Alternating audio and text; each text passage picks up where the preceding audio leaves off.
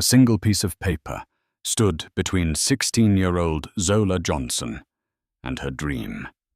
A first-class ticket to her future, paid for by one of the most prestigious science institutions in the world. But that ticket clutched in her hand meant nothing to the man staring down at her, with eyes as cold as the Chicago wind whipping outside the terminal window.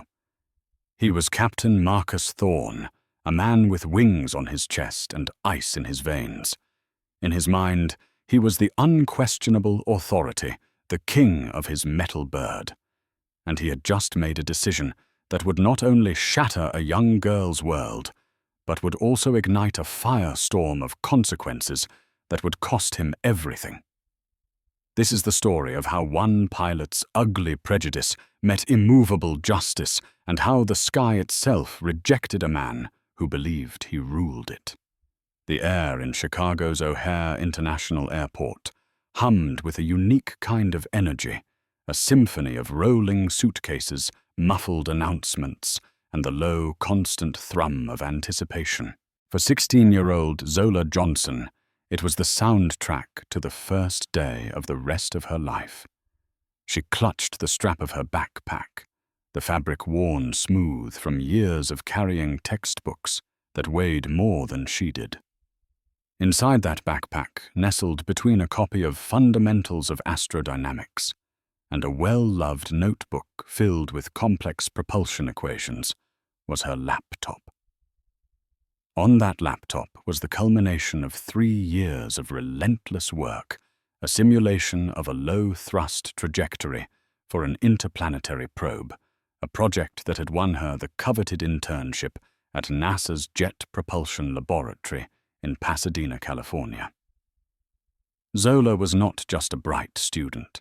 She was a prodigy. While other kids her age were navigating the social minefields of high school, Zola was navigating orbital mechanics. She saw the universe not as a collection of distant twinkling lights, but as a grand, elegant puzzle governed by the laws of physics, a puzzle she was born to help solve. This internship wasn't just a summer program. It was her Apollo 11, her personal giant leap. Her ticket, printed on crisp cardstock, felt warm in her hand. First-class seat 2A. JPL had insisted on it. "You're a VIP, Zola," her mentor, Dr. Anya Sharma, had told her over the phone, her voice warm with pride. "We want you to arrive rested and ready to change the world." The thought of it still made Zola's cheeks flush. She had never flown first class. Heck, she had only flown twice in her life, both times in cramped economy seats for academic decathlons. She smoothed down her simple black dress, a concession to looking professional, though she felt more comfortable in jeans and a hoodie emblazoned with the chemical formula for dopamine. She checked her reflection in the polished surface of a closed kiosk. Her hair was neatly braided, her expression a mixture of profound excitement and deep-seated anxiety. She looked so young. She felt so young. Walking through the terminal, she was an island of quiet focus in a river of chaos. She sidestepped a frantic family, offered a small smile to a frustrated businessman on his phone, and finally saw her destination, Gate C-17. The sign above it read, Los Angeles, LAX. Her heart did a little flutter kick. This was it. The boarding area was already crowded. She found an empty seat near the window and watched the ground crew moving with practiced efficiency on the tarmac below. The aircraft, a massive Boeing 727, operated by Transcontinental Airlines, stood majestically at the jet bridge, its tail painted with the airline's familiar blue and gold swoosh. It looked like a promise. A vehicle to her destiny. She pulled out her phone and saw a text from her mum. "Did you get there okay, Star Girl? Call us when you land. We are bursting with pride." Zola smiled, typing a quick reply. "All good, Mum. At the gate. It's really happening. She put her phone away as the gate agent, a harried-looking woman named Sarah, made the first announcement. Good afternoon, ladies and gentlemen. We would like to begin pre-boarding for Flight 849 with service to Los Angeles.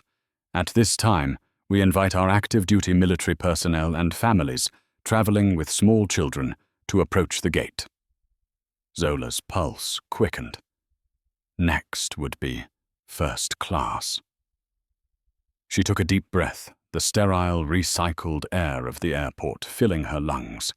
She had double-checked everything. Her ID was in the front pocket of her bag. Her boarding pass was in her hand. She had followed every rule, filled out every form, and exceeded every expectation to get to this point. She had earned this. We now invite our first-class passengers to board at this time through the priority lane. That was her cue. Zola stood up, her legs feeling a little shaky.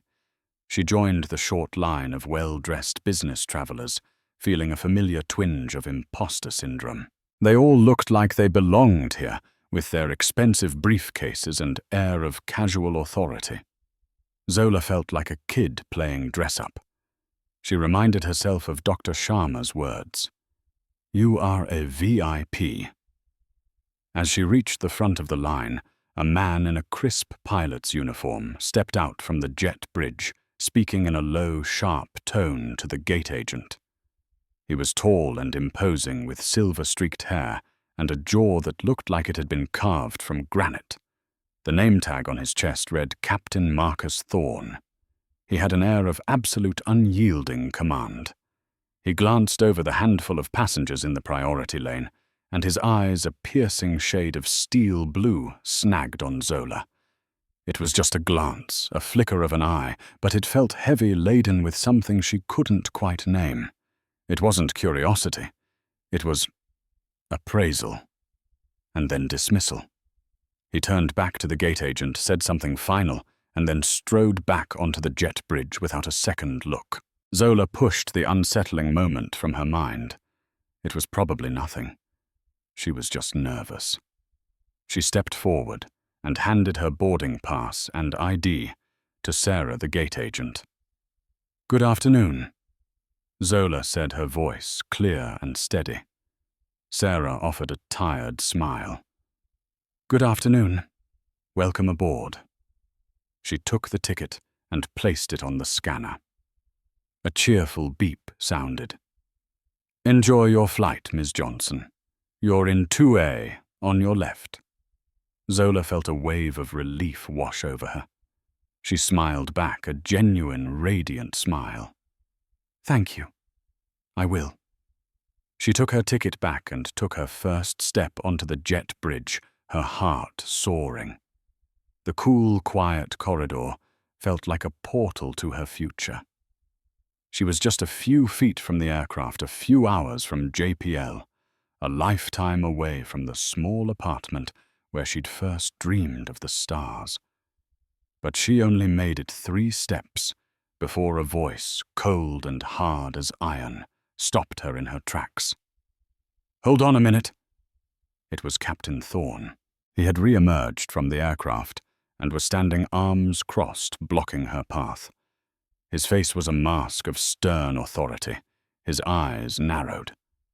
"There's a problem with your ticket."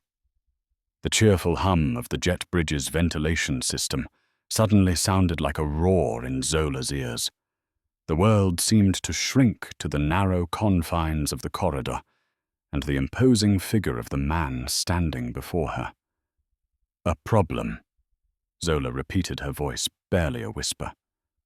She looked down at the boarding pass in her hand, the bold letters "First Class" and "Seat 2A" staring back at her.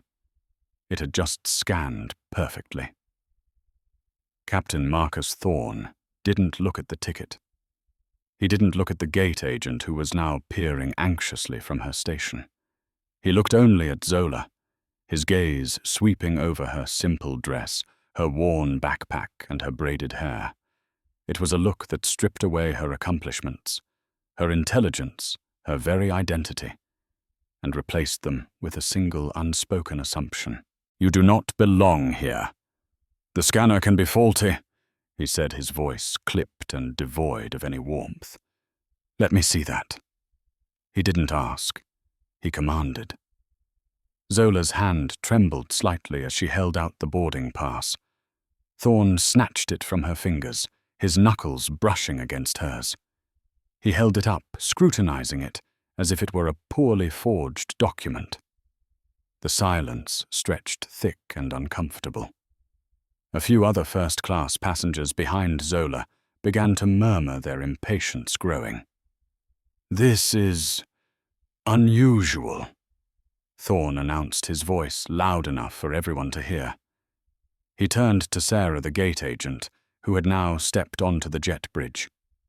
Sarah, did you verify this? Sarah's face flushed with a mixture of confusion and intimidation. Yes, Captain. It scanned through just fine.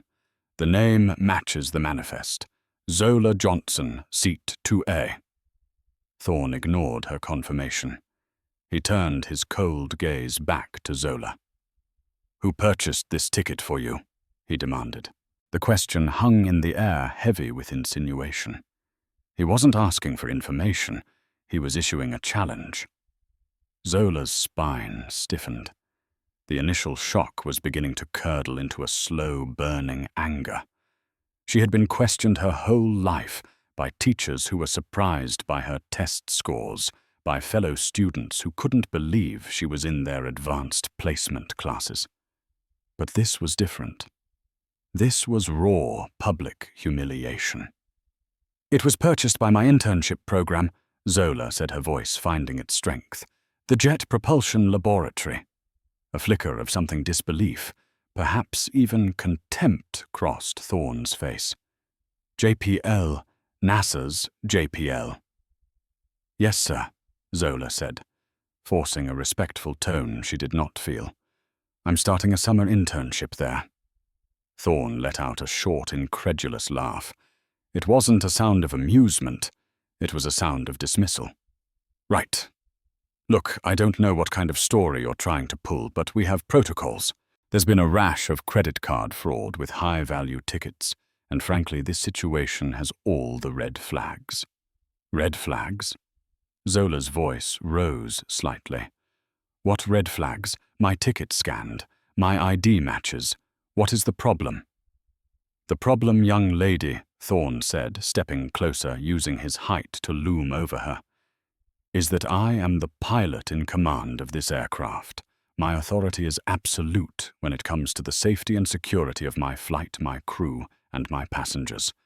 And right now my gut tells me something is wrong.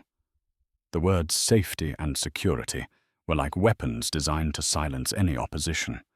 Behind her, Zola could hear the other passengers growing more restless. One businessman muttered, "For God's sake, just sort it out.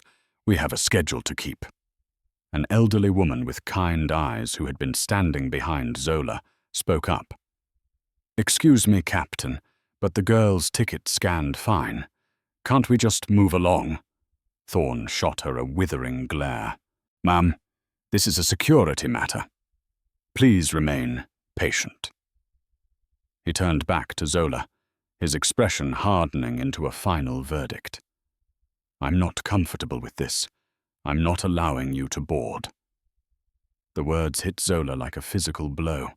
A cold dread spread through her chest. "You can't do that," she stammered. "I have to be in Los Angeles this evening. I have orientation tomorrow morning."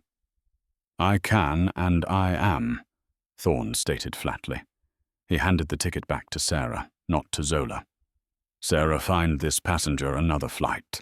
An economy seat. After we've had a chance to fully verify the payment with corporate. We're already behind schedule." He was demoting her, casting her out. It wasn't about the ticket. It was never about the ticket. It was about him, his power, and the fact that he could not reconcile the image of the young black girl in front of him with the seat number printed on her boarding pass. Tears of frustration and fury pricked at Zola's eyes, but she refused to let them fall. She would not give him the satisfaction. "This is not right," she said, her voice shaking but firm. "You have no reason to do this." "My reason," Thorn said, his voice dropping to a low, menacing growl, "is that I am the captain. That is the only reason I need. You are not boarding my aircraft. End of discussion." He turned on his heel, expecting her to retreat, to accept her dismissal. The other passengers just stared, some with pity, others with annoyance, but none intervening further. Sarah, the gate agent, looked helpless, wringing her hands. "Miss I'm so sorry. Please come back to the desk with me. We'll try to sort something out." The jet bridge, once a portal to her future, now felt like a cage. Her dream was slipping away, being stolen from her by the arbitrary, prejudiced whim of one powerful man. For a moment, Zola felt a crushing wave of despair. It seemed like the end of the line. Captain Thorn had won. He had all the power.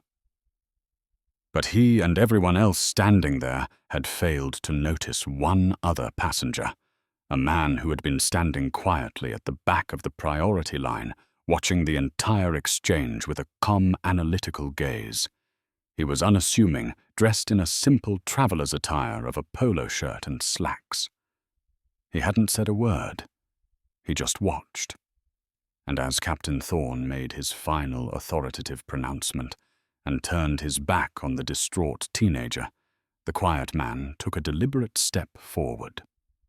His movements were economical and precise, and his voice, when he finally spoke, cut through the tense air like a surgeon's scalpel. "Captain Thorn." The voice was not loud, but it possessed an undeniable weight, a tone of command that instantly silenced the murmurs and drew every eye. Thorn stopped and turned, irritation flashing across his face. "What is it now passengers need to clear the jet bridge?" The quiet man took another step forward into the space between the pilot and Zola. He held up a small black leather wallet, flipping it open to reveal the gleaming gold badge and credentials within. "Federal Air Marshal Service," he said, his voice perfectly level. "My name is Agent David Chen.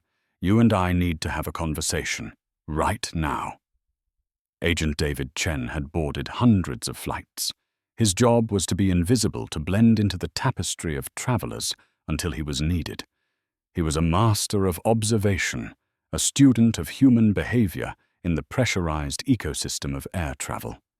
He could spot the subtle tells of a nervous flyer, the forced casualness of a smuggler, the aggressive posture of someone looking for a confrontation. And from the moment Captain Marcus Thorn had stepped onto the jet bridge, Agent Chen's internal alarms had been quietly, persistently ringing. He had been at the back of the priority line, reviewing flight details on his secured device, when Thorn appeared. Chen noticed the pilot's rigid posture, the proprietary way he surveyed the passengers as if they were trespassers in his private domain. Then came the glance at Zola Johnson. It was a micro-expression, lasting less than a second, but Chen's training allowed him to read it perfectly. A flash of surprise, followed by suspicion, and then a hardening of the features into a mask of authority. It was a look Chen had seen before, a look that often preceded an abuse of power. He remained quiet, observing. He watched as the young girl Zola handed over her ticket with a polite smile. He heard the clear affirmative beep of the scanner. In a normal world, that should have been the end of it. But Thorn had re-emerged, manufacturing a conflict out of thin air. As the confrontation unfolded, Chen analyzed every detail. Thorn's language was a classic power play. He used jargon like protocols and red flags to create a veneer of legitimacy. He invoked safety and security as a shield to deflect any questioning of his motives. His body language was overtly aggressive, puffing out his chest, stepping into Zola's personal space, using his height to intimidate. Conversely, Chen watched Zola with growing admiration. She was clearly distressed, her knuckles white where she gripped her backpack strap, but she did not break. Her voice trembled, but her words were logical and her demeanor respectful, even in the face of blatant disrespect. She stated facts: her ticket was valid. Her ID matched her internship was real. She was fighting back not with aggression, but with dignity. Chen knew he had to intervene. The situation had escalated beyond a simple customer service issue. It was now a potential violation of federal regulations. The pilot in command has broad authority, but that authority is not absolute. It cannot be used to arbitrarily discriminate against a passenger without a specific articulable security threat. And Thorne's gut feeling did not qualify. In fact, Thorne himself was becoming the biggest security risk on the flight. An emotionally compromised pilot willing to groundlessly target a passenger was a pilot whose judgment could not be trusted. He had waited for the right moment. Intervening too early could make things worse, escalating the pilot's defensiveness. He needed Thorne to fully commit, to draw a line in the sand from which he could not retreat. Thorne's final declaration: "You are not boarding my aircraft. End of discussion." Was that line? It was a clear, unambiguous abuse of his authority. That's when Chen made his move. When he spoke Thorne's name, the pilot's reaction was predictable annoyance and dismissal. But the moment Chen identified himself, the entire atmosphere on the jet bridge shifted. The power dynamic which Thorne had so carefully constructed around himself instantly inverted. The gold badge of the Federal Air Marshal Service outranked the 4 stripes on a pilot's epaulets. Thorne's arrogant expression faltered. A flicker of shock, then disbelief, registered in his eyes. He stared at Chen's credentials as if he couldn't process what he was seeing. An Air Marshal. Here on his flight. This is a misunderstanding, Agent," Thorne stammered, his bravado evaporating like spilled fuel on hot tarmac. Chen did not acknowledge the backpedaling. His focus was on de-escalation and control. "There's no misunderstanding, Captain," he said, his voice remaining calm and low. "You've created a public disturbance and singled out a passenger without a verifiable cause. That makes you a potential flight risk. I need you to step aside with me. Now." He gestured towards the small alcove near the aircraft's door, a space out of the direct line of sight of the other passengers. He then turned his attention to Zola. His entire demeanor softened. The hard, authoritative agent was replaced by a man offering gentle reassurance. "Miss Johnson," he said, making direct eye contact. "I am truly sorry for what you just experienced. This should not have happened. Can I please see your boarding pass and ID?" His tone was respectful, a stark contrast to Thorne's accusatory demands. Zola, who was still reeling from the pilot's decree, looked at Agent Chen with wide, uncertain eyes. She slowly handed him her documents. Chen examined them for less than 5 seconds. "Everything seems perfectly in order. Please give me a moment to resolve this. Your seat is waiting for you." He gave her a small, encouraging nod before turning his attention back to the now pale pilot. Thorne, however, was not ready to surrender his perceived kingdom. A spark of his old arrogance returned. "Agent, with all due respect, you're overstepping. I made a command decision based on my experience. Your experience led you to publicly harass a teenage girl." Chen countered, his voice losing its softness and regaining its steel edge. "You questioned the validity of a verified ticket based on nothing more than your own prejudice. You have delayed this flight and created an unstable environment before we've even pushed back from the gate. You have demonstrated exceptionally poor judgment. So no. Captain, I am not overstepping. I am doing my job. Now, are you going to step aside with me, or do I need to have this conversation in front of every passenger on your manifest? The threat was clear. The public humiliation that Thorne had tried to inflict on Zola was now being aimed directly back at him. Defeated Thorne's shoulders slumped. He cast one last venomous look at Zola before turning and walking stiffly into the alcove with Agent Chen. The remaining passengers on the jet bridge stared in stunned silence. The businessman who had been complaining about the delay was now wide-eyed. The elderly woman, Eleanor Vance, gave Zola a supportive smile and a thumbs up. Sarah, the gate agent, looked as if she might faint from a combination of shock and relief. Zola stood there, trembling, clutching her backpack strap. The world had tilted on its axis, and then just as suddenly righted itself. The wall of authority that had blocked her path had not just been cracked, it had been summarily demolished by a quiet observer who carried a power far greater than a pilot's ego. She wasn't sure what would happen next, but for the first time in 10 agonizing minutes, she felt a fragile glimmer of hope. Justice, it turned out, sometimes flew commercial.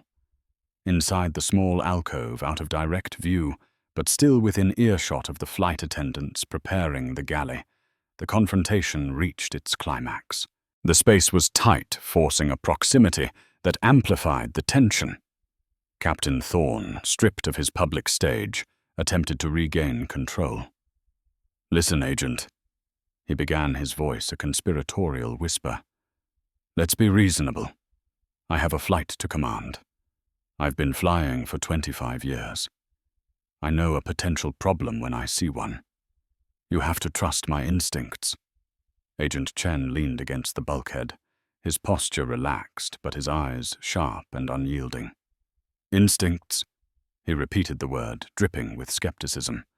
"Let's talk about facts instead. Fact 1. You had a passenger with a valid scanned boarding pass and a matching government-issued ID. Fact 2. You had no credible information to suggest fraud or a security threat. Fact 3. You publicly accused her delayed boarding and attempted to unilaterally deny her entry to the aircraft in direct violation of the passenger's contract of carriage and potentially their civil rights. He paused, letting the weight of his words sink in. Your instincts, Captain, are not a valid basis for action. My report will state that you profiled a passenger and created a volatile situation based on personal bias. Thorne's face reddened. Personal bias. That's a serious accusation. It's a serious situation, Chen retorted. What exactly was the red flag you saw? Was it her age, her clothing? Or was it the fact that you couldn't believe a young black woman would be holding a first-class ticket to Los Angeles for a NASA internship? The question was a direct hit, a verbal torpedo striking Thorne's flimsy defense below the waterline. Thorne sputtered, unable to form a coherent response. That's not it. It was her. Her demeanor. She seemed nervous. She's a 16-year-old girl flying alone to start the biggest opportunity of her life. She has every right to be nervous. Chen said, his voice dangerously low. The only person whose demeanor concerned me on that jet bridge, Captain, was yours.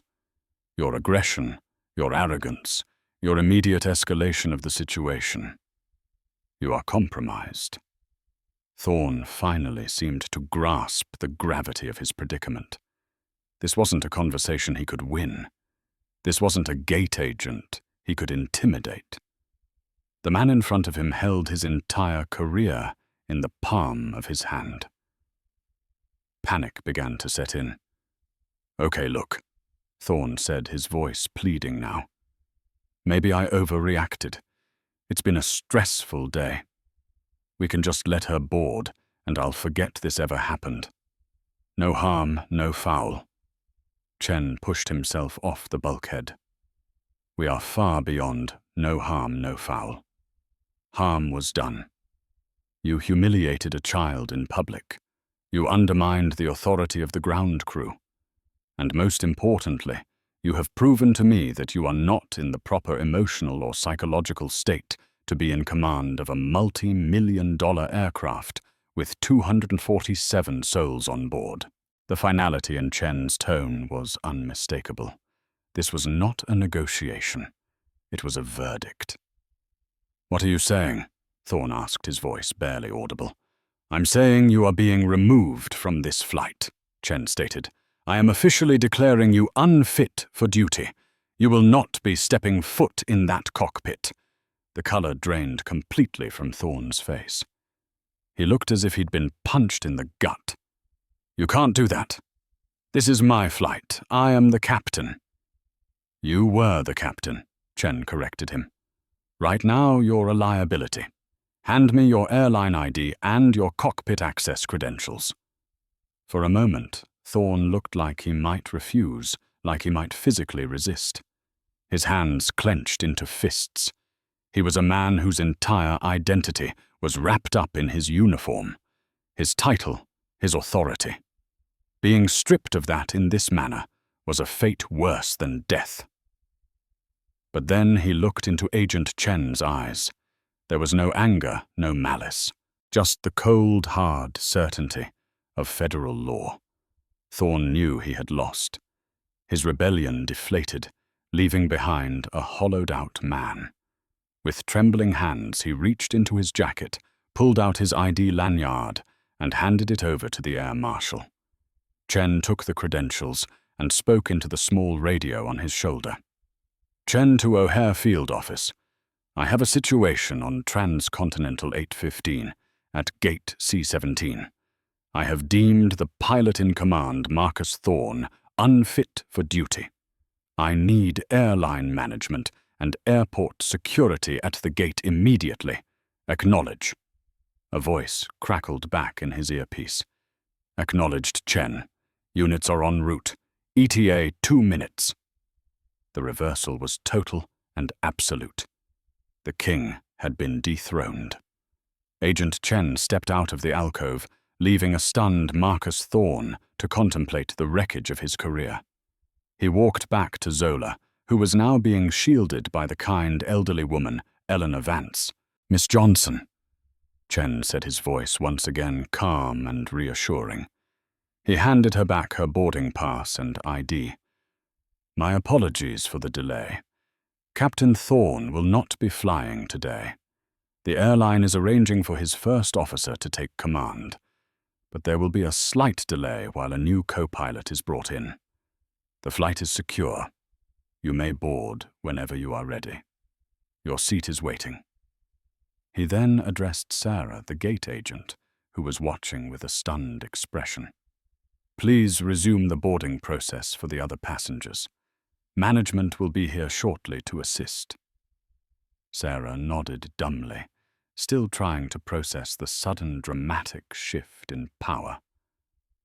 Zola looked from the powerful calm agent to the now empty space where the intimidating pilot had stood. It felt surreal, like a dream. The immense, immovable obstacle had simply been removed.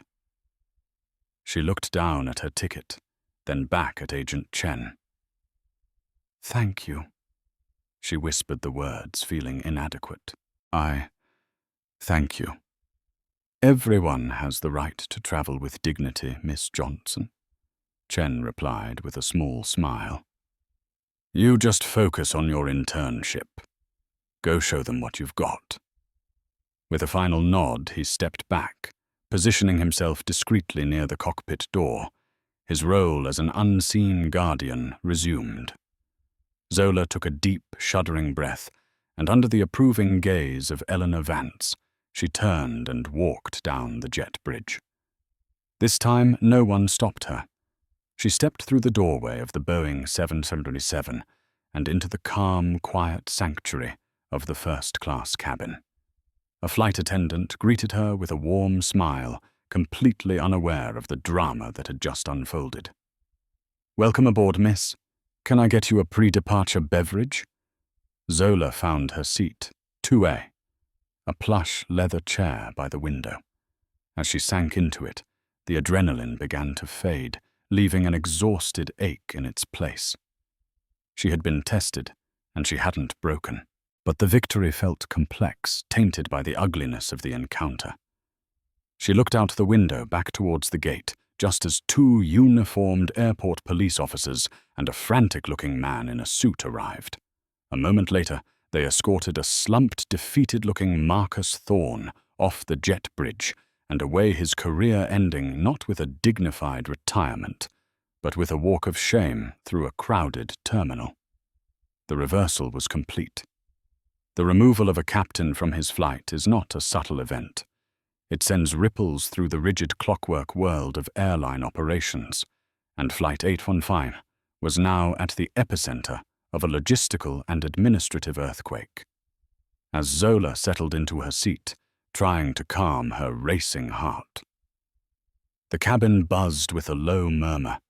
Passengers in the back of the plane were growing restless, their phones out, texting about the unexplained delay. In first class, the handful of passengers who had witnessed the event spoke in hushed, incredulous tones. "Did you see that an Air Marshal? I've never seen a pilot taken off a flight before. That poor girl, Eleanor Vance, the elderly woman from the line, boarded and found her seat across the aisle from Zola. She leaned over, her face etched with concern. Are you all right, dear? That was an absolutely disgraceful display." Zola managed a weak smile. "I'm okay. Thank you for speaking up." "Nonsense," Eleanor said, waving a dismissive hand. "A little bit of decency is the least we can offer one another. That man was a bully." The new acting captain, First Officer David Reed, soon came on the intercom. He was young, his voice laced with a nervous formality. "Good afternoon, ladies and gentlemen. This is your first officer speaking. Apologies for the delay. We've had an unexpected crew change. A replacement co-pilot is en route to the aircraft, and we expect to be underway in approximately 45 minutes. We appreciate your patience." Crew change was the sanitized, corporate-approved term for the drama that had just transpired. Out at the gate, it was chaos. Robert Morrison, the airline's station chief at O'Hare, had arrived, his face a mask of controlled panic. He was a man who dealt with weather delays and mechanical issues, not federal interventions and accusations of discrimination. He found Sarah, the gate agent, giving a statement to Agent Chen and the airport police. She was visibly shaken, recounting Thorne's words, his aggressive tone, his refusal to listen to reason. He just kept saying it was his gut, his authority. Sarah explained, her voice trembling. "I've never seen him like that. He was so angry." Morrison pulled Agent Chen aside. "Agent, what in God's name happened here? Marcus has been flying with us for 2 decades. Chen's expression was unreadable. "What happened, Mr. Morrison, is that your captain created a security risk by profiling and harassing a minor. My full report will be filed with the TSA and the FAA within the hour. You need to focus on getting this flight out safely and taking care of the passenger your employee targeted." The mention of the FAA, the Federal Aviation Administration, sent a chill down Morrison's spine. This was no longer an internal HR issue. This was a regulatory nightmare in the making. "Of course, Agent. Absolutely," Morrison said, his mind already racing through damage control protocols. "We'll be speaking with the young lady. We'll do whatever it takes to make this right." He approached the jet bridge, intending to go aboard, and personally apologized to Zola, but Agent Chen subtly blocked his path. "The passenger has been through enough. Let her be. You can make things right by ensuring your company's culture doesn't allow another Marcus Thorne to get his wings." The rebuke was sharp and clear. This wasn't just about one pilot. It was about the system that enabled him. Morrison retreated humbled. He had 1,000 calls to make to corporate headquarters in Dallas, to legal, to human resources. The fallout was just beginning. Aboard the plane, Zola pulled out her phone and called the one person she knew would understand. Dr. Anya Sharma answered on the first ring. "Zola, I was just tracking your flight. It says you're delayed. Is everything all right?" Zola took a breath, and then the whole story came tumbling out, the pilot's accusations, the humiliation, the fear, and the stunning intervention by the Air Marshal. She left nothing out. On the other end of the line in her office at JPL, Dr. Sharma listened in horrified silence. When Zola finished, there was a moment of quiet fury on the line. "Zola, I am so sorry," Dr. Sharma said, her voice tight with anger. "That is unacceptable. It's monstrous. Are you okay? Do you want to get off that flight? We can book you another one. We can send a car." "No," Zola said, surprising herself with her own resolve. "I'm on the plane. I'm in my seat. I'm not letting him win. I'm coming to Pasadena." A proud smile crept into Dr. Sharma's voice. "Good. That's the spirit. You are stronger than any small-minded man in a uniform. You listen to me, Zola. When you land at LAX, there will be a car service waiting for you at baggage claim. The driver's name is Hector. He'll hold a sign with your name on it. He'll take you directly to your hotel. Get some rest. Don't even think about what happened. Tomorrow you walk into JPL with your head held high, because you belong here more than anyone I know." The conversation was an anchor in the storm. It was the reminder she needed. The incident at the gate was a momentary diversion, an ugly storm cloud she had to fly through to get to her real destination. 40 minutes later, a new co-pilot bustled onto the plane. The doors were sealed, the jet bridge pulled away, and the Boeing 777 finally pushed back. As the plane taxied towards the runway, Zola looked out the window. She saw other planes taking off, climbing gracefully into the vast blue sky. For a moment she wondered if she would ever be able to look at a pilot the same way again. But then the engines roared to life, pressing her back into her luxurious seat. The plane accelerated down the runway faster and faster, until with a gentle lift it broke free from the earth. Chicago shrank below her, the sprawling city grid turning into a map. As the plane banked west, heading for the sun, Zola felt a sense of release. She had faced the wall, and the wall had crumbled. The fallout on the ground was no longer her problem. Her trajectory was upward onward toward the stars.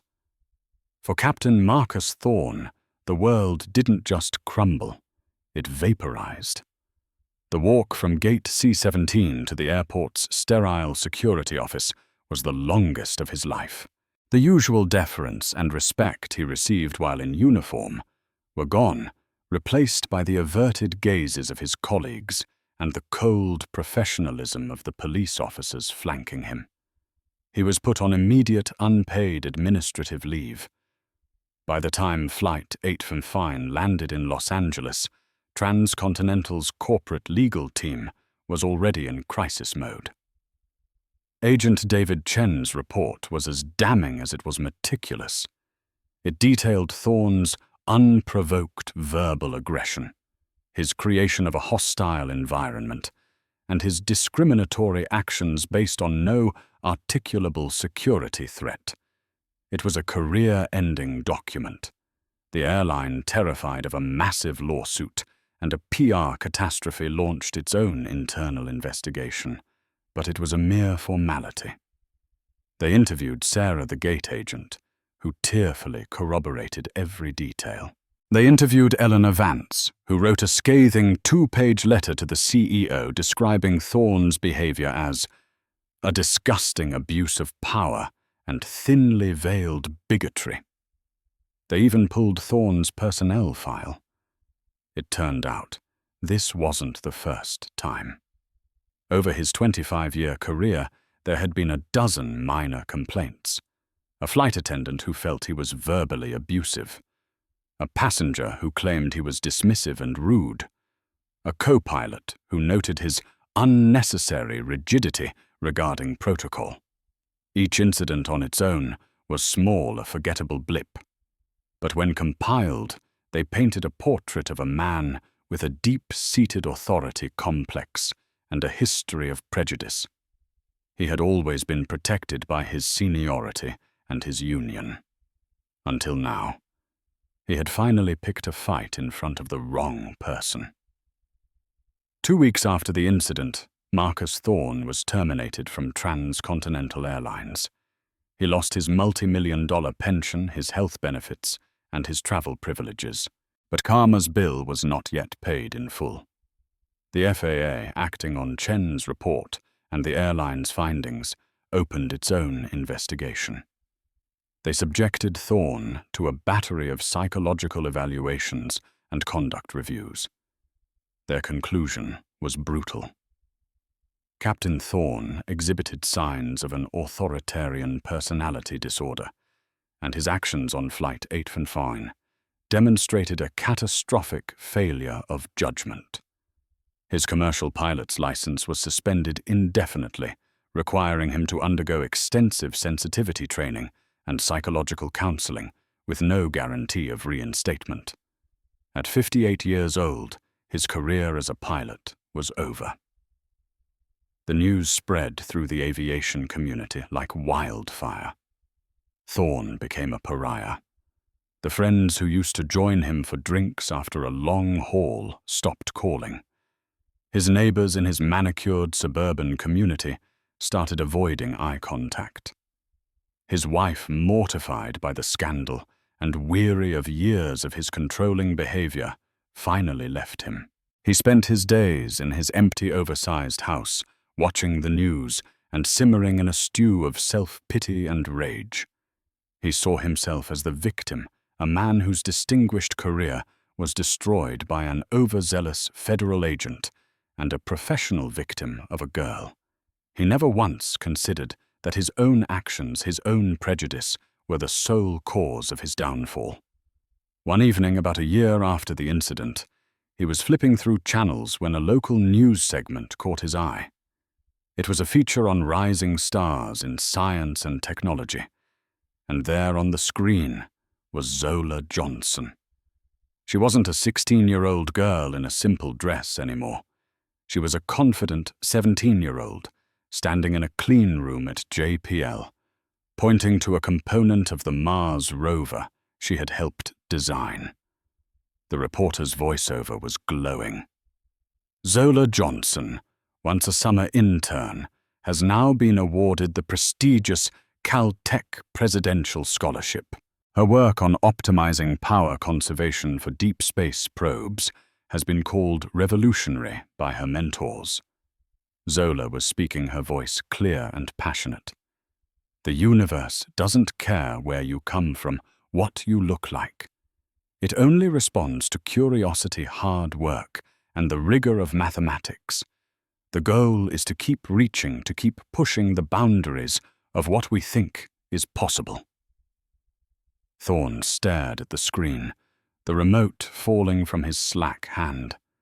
He saw her confidence, her brilliance, her limitless future. And in that moment, for the first time, a sliver of the devastating truth pierced his fortress of denial. He hadn't just tried to stop a girl from boarding a plane. He had tried to ground a star. And the universe itself had corrected his arrogant earthbound error. The long shadow of his karma wasn't just in what he had lost. It was in the blinding brightness of what she was becoming. He had made himself small and irrelevant while she was busy inheriting the cosmos. He reached for the bottle of whiskey on the table, the bitter taste of his own failure, the only thing left in his life.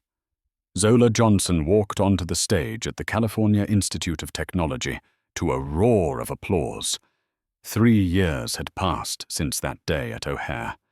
She was no longer a high school prodigy, but a 19-year-old undergraduate researcher on the verge of co-authoring her first major paper on electromagnetic propulsion. Her braids were longer, and she wore her confidence not as a shield, but as a natural extension of herself. She was the keynote speaker for the university's Women in STEM conference. In front of her sat hundreds of young women, aspiring engineers, physicists, biologists, and mathematicians, all looking at her with the same hope and determination she once felt. She adjusted the microphone, a small, knowing smile on her lips.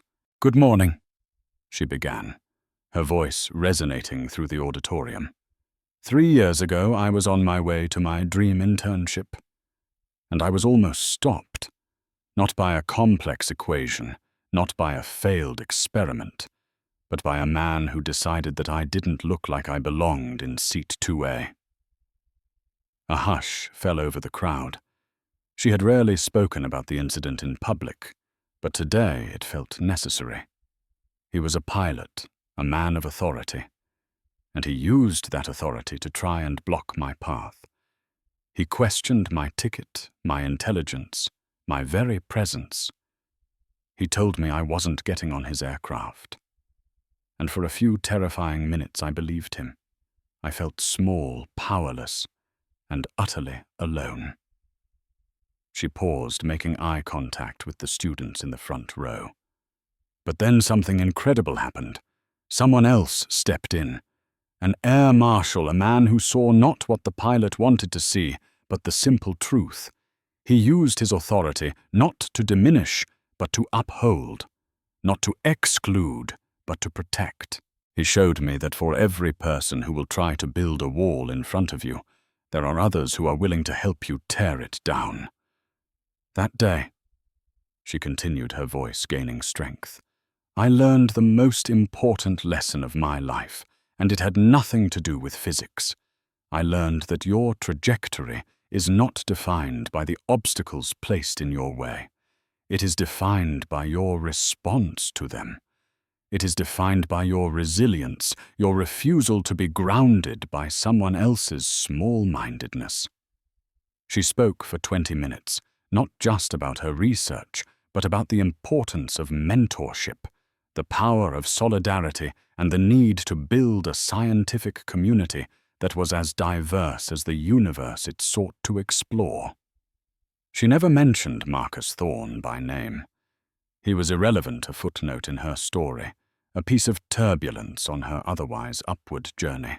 After her speech, as students crowded around her, asking for advice and autographs, a familiar face emerged from the side of the stage.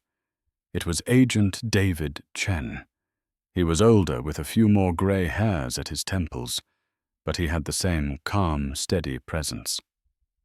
"Agent Chen?" Zola said, her face breaking into a wide, genuine grin. "It's just David now. I'm retired," he said, shaking her hand. "I live in the area, and when I saw you were speaking, I had to come." "That was a powerful speech, Zola." "I was just telling the truth," she replied. "I never got to properly thank you for what you did that day." David Chen shook his head. "I was just doing my job. You did the hard part. You kept your composure, and you went on to do exactly what you were meant to do, watching your career. It's been one of the highlights of mine." They stood for a moment in comfortable silence, two people linked by a single pivotal event. He, the quiet guardian who ensured her journey could begin, and she, the brilliant mind who had taken that opportunity and soared beyond anyone's imagination. Zola's dream was no longer just about reaching the stars herself. It was about paving a smoother path for the countless others who would follow. The hard karma that had struck Captain Thorne wasn't just his spectacular fall from grace. The true lasting karma was Zola's meteoric rise.